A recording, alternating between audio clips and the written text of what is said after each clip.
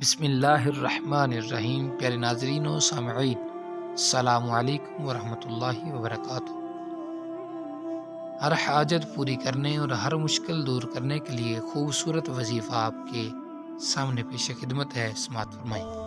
رات کو بعد نماز عشاء 2 رکعت نماز حاجت برائے دفع مصیبت پڑھیں، پھر اول آخر درود پاک 21 بار پڑھیں، اور جو کلمات میں آپ کو بتانے والا ہوں ان کو 70 مرتبہ پڑھیں، اور اپنا نیک مقصد دل میں رکھ کے سو جائیں۔